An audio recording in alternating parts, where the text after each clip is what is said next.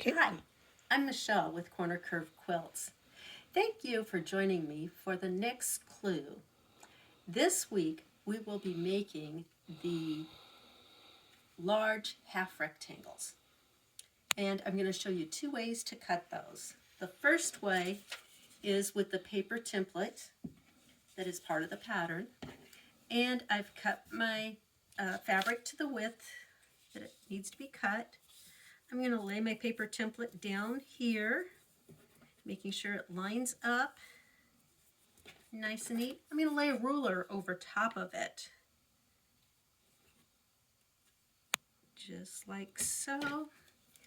And then I'm going to make my cut.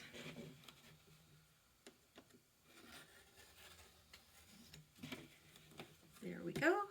Now, this does have a little bit of a bevel, and the thing about a paper template is you might shave a little bit off, and if you do that each time, you'll end up with the incorrect size. So be aware of that, and if you need to, print another one. Also, when you first use the paper template, make enough for one block and measure that after. Cut it, sew it, measure it. That way you can make sure that this printed at the correct size. Now this has a couple little beveled edges, and I'm going to bevel that end. I'm going to spin this around, and I'm going to make sure this is lined up, and I'm going to bevel these two little points here. Okay, and that is one. Now I can just spin this around, line it up like so, and again place my ruler on top.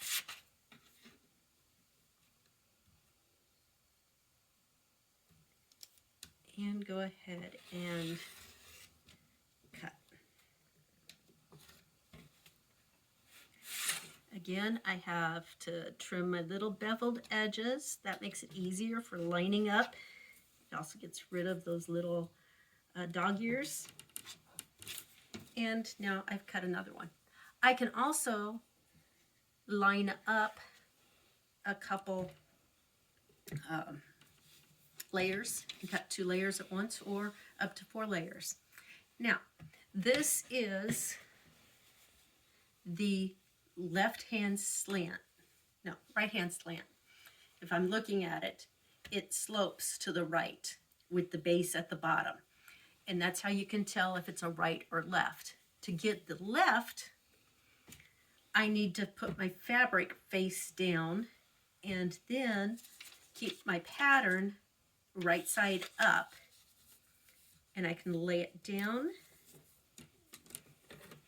and make another cut.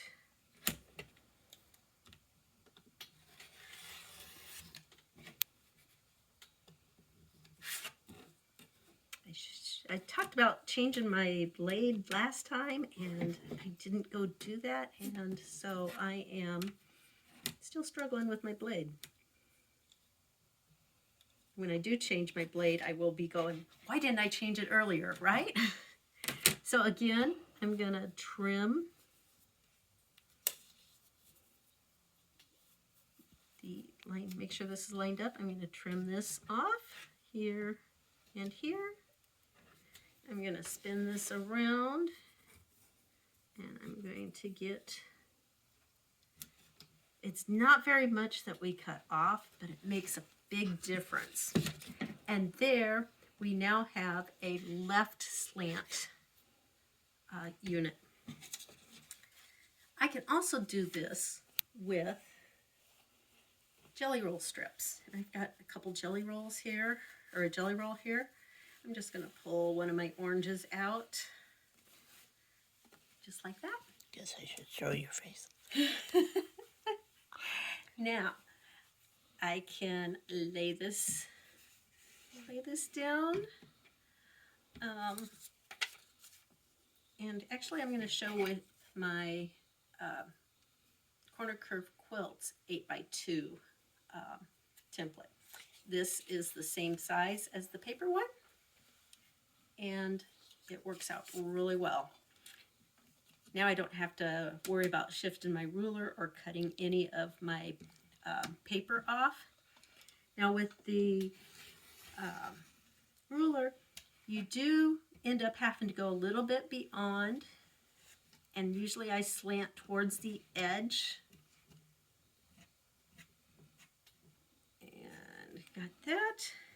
Come down here, trim that. I'm going to spin this around so I can cut that.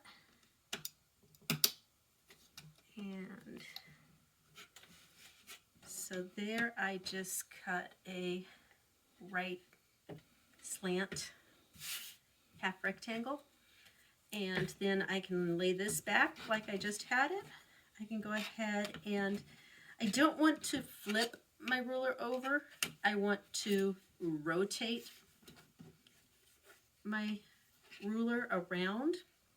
I'm going to line this up so that this edge is right here along the ruler here and along here. Now I can trim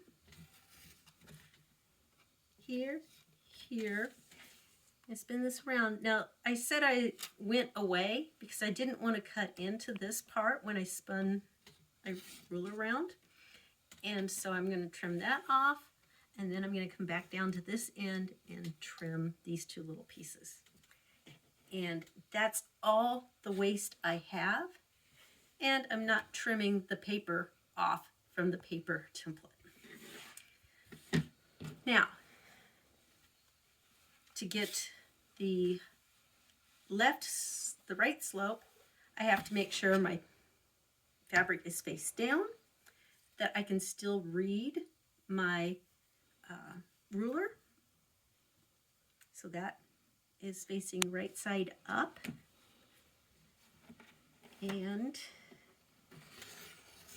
go ahead and trim this off. And I didn't trim down here at this end, so I'm going to line that back up. And I'm going to trim the little bevel right here and here.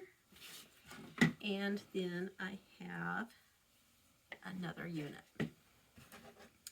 I can do the same thing with my blue. And because with this particular block unit that I need a left and a right, if I wanted to leave right sides facing together, wrong sides together, I could do that and cut two at the time.